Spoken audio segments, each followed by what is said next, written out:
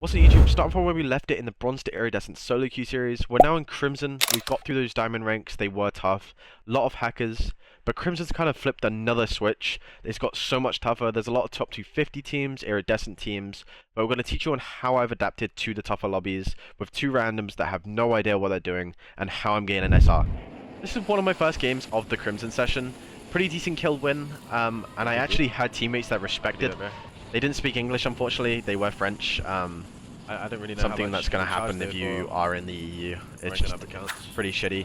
If you want to avoid that and you want to have teammates to talk to pretty much every single game, the only way of doing that is to VPN to America servers. If you can't do that, then you're just going to have to, bite the bullet. But I did find myself in some situations just having to queue up to NA servers to avoid the hackers and to have teammates to talk to. And it was a little bit easier, but you are off ping, so you're gonna lose some pretty stupid gunfights sometimes. Pushing us when his teammates fall dead. But just landing in here, still landing with my teammates, just trying not to complicate things, especially when you can't talk to them. There's no point trying to take reins when your teammates are not even communicating with you or can't understand you. It's very silly to do something like that.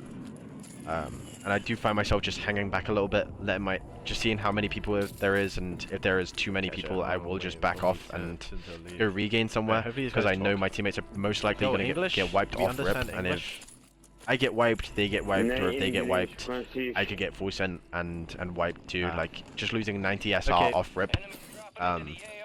Just not great in those Crim 1 lobbies. It's just beautiful. You get to Crim 2, you do start losing 100, and I'm pretty sure Crim 3 is 110. Which is pretty shitty, but it is what it is. As a solo queue, it's very tough, but I did find myself just trying to minimize my losses as much as possible when I knew I didn't have a great team or I knew it was a sweaty lobby. I just played like a bitch. I literally just camped the roof, I got those assists, and I just minimized my loss, or maybe gained 20, gained 30. Some of the games I even gained probably 70 and plus, and didn't make it as much of a chalk game as it could have been. Just by playing safe and avoiding taking any team fights whatsoever. Just tapping that guy out the air.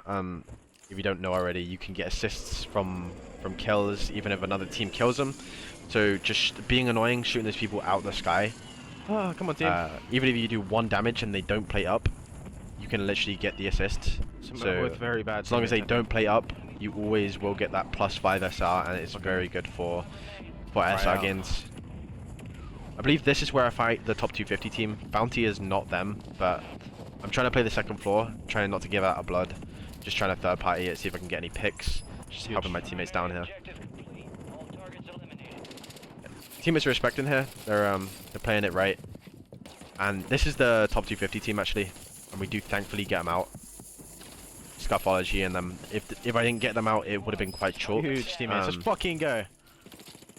If you want to avoid being in top 250 lobbies or against cheaters or anything like that, it is literally impossible or near enough impossible to gain any SR with cheaters that are getting blatant or top 250 teams that are just frying out the lobby. There's just not enough people in the game to just gain.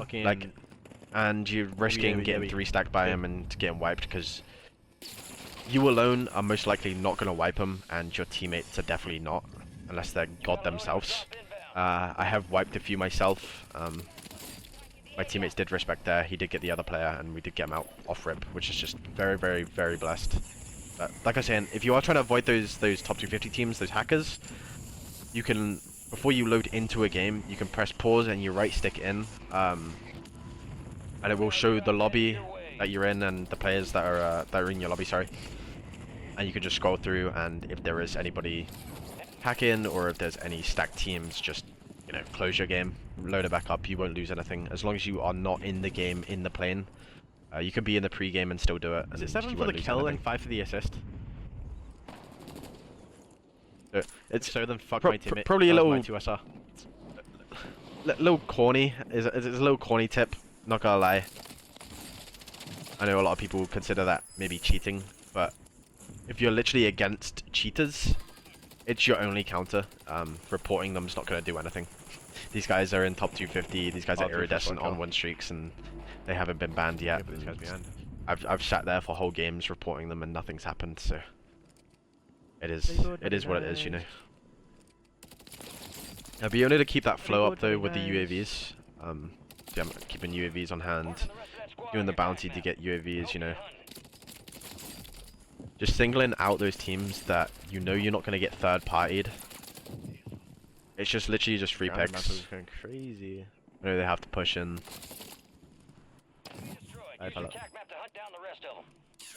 Free kills being fed to me. I know this team isn't that great, so I kind of just leave that guy. I'm not trying to. I guess I can kind of farm do anything to him. I want to let him respawn with his teammates because I know I'm edge map and I'm clear. It's just, you know, if they fly back on me, it's more SR for me, you know. Nobody else is going to third party me. I'm on the other side of the map. We've popped UAVs. I have another UAV on deck if I need to. And I'm not really stacking with my team, because I'm just not taking the risk. That guy is alive. You know, like, I do know they're pretty decent, but I'm still just not taking that risk. If any good team is stacked up, the odds of your team coming out on top are pretty low. Only so much you can do on your own, you know. And I just know I have guaranteed holds, guaranteed SR, and I know I'm pretty much guaranteed not to get wiped here. Maybe played this a little bit too long. I could have got pushed from behind by his teammates, but I didn't see him land anywhere near, so believed I was fine. I'm up 29 SR without the second zone even being closed, which is a once in a blue moon type of game. A lot of the time I find myself being probably down like 40 SR at this point still. Just making sure you get to those that top 5, that top 3. Even if you do get like 8 kills, if you are in that top 3, you will gain I think about 20-30 SR with some assists. I see these guys on my UAV, but I'm still not taking any risks. I'm playing top control. I do find myself a lot just playing top of roofs, where I know I'm not going to get wiped, and I don't have to take any team fights, and I can get those assists across the map. I can third party people, and I can be in the better position if anybody tries to push me. Top prison is probably the best position to be in. Or in the tower, it's not very great of a spot, but if you know it's a guaranteed short game and it's sweaty and your teammates are not doing great and they're just constantly dying, get ammunitions, get your AR, just sit up there, tap people across the map, get those assists, and you can sometimes get some picks up there too. You won't get the greatest of SR consistently, but it will reduce the short games by a lot. Instead of losing 90, you may lose 20, or you may gain like 20. Yeah, just minimizing those losses is very, very, very, very important. Can I mortar it? Okay, sorry. Yeah, I'll take that.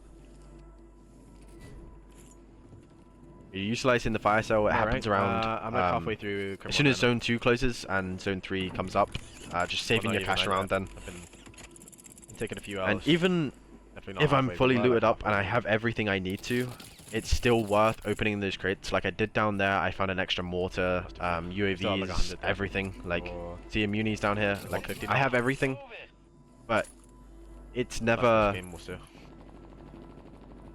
There's never a point to stop looting. There just really isn't. If you hear some chests around you, just grab them. They could be game changers. They can help you in those later games. The munitions can get me extra smokes, allow me to be able to rotate or smoke myself out of a situation. A mortar might help me rotate into a position, and these are all things that I found by looting when I didn't really need to. But you know, in these more passionate games where you're trying to get as much SR as possible, just trying to get any advantage you can. These guys are good. I'm really hitting my team. We push up to prison pretty early. I know it's going to be in those later zones. Prison 90% of the time is going to be in that endgame zones. Just getting up there before respawn closes is pretty much my goal. I usually start moving there about 30 seconds before resurgence is disabled, just so I know I can be up there uncontested. And you usually find a lot of people dropping in. I love this from us. Sometimes I do get up here a bit earlier, if I find it being dead center of the zone.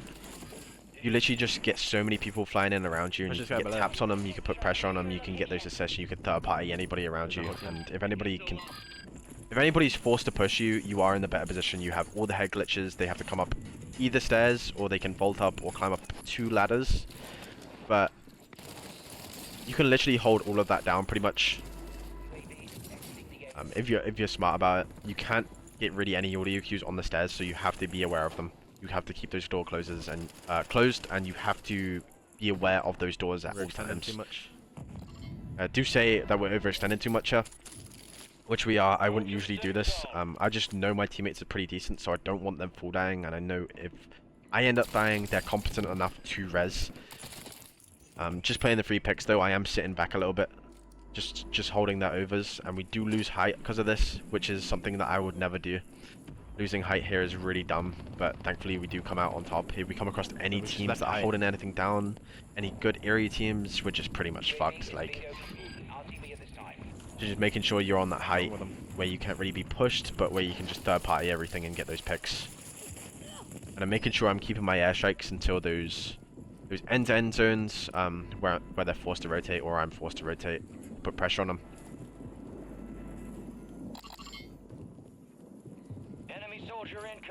Just playing the Raptors, pretty much guaranteed not to die here. Pretty hard to die up here, to be honest.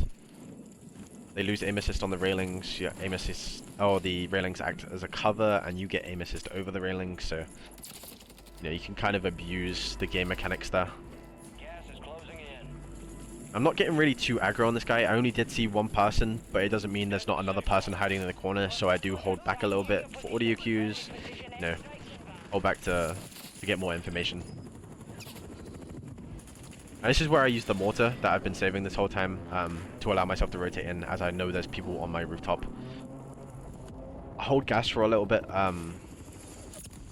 for a long time, as I know there's people in front of me, and I have to call in this airstrike to allow myself to rotate in. If people, you know, make the rotate in a little bit too soon, maybe they get under pressure too much and they're not very good in those situations. But you can stay alive in gas for a lot longer than you think, and especially when you have a self-res, you can, you know, even get downed in gas, and you can save the self-res to the last second and, you know, tap it all the way. You make sure you're surviving to those end zones. My teammate overextended left too much when he just didn't have to, and zone pulled back, so it just put him in a bad position. And I was able to hold the railings from here, which is a really overpowered spot. Really overpowered spot. As long as you know how to play it correctly and play your angles right, just snaking it, making sure they don't get any plates off on me. Because if they damage me in any way, I risk just getting shredded and pushed up on. They're just giving me free hold, so thankfully I did get the zone pull. 2 down. Believe the guy did self-res, get the knock again then. Yeah. Just 3 kills. 17 kills with assists, and my teammates did fry out. This is like a once in a lifetime game, but it's a very good game. I might show you a little bit of a chalk game just to kind of show you how I regained and try and turn them not into chalk games. This is kind of like a 1 in 10 games, probably less. And a lot of the other games, I find myself just maybe going up 20, 30 SR, or maybe even losing like a few SR.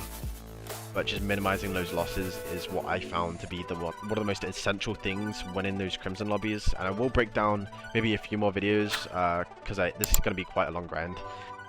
Once we get through Crim 2, I'm going to post a video for that, and once we get to Crim 3, I'm going to post a video for that too. Just hoping these tips helped you a little bit.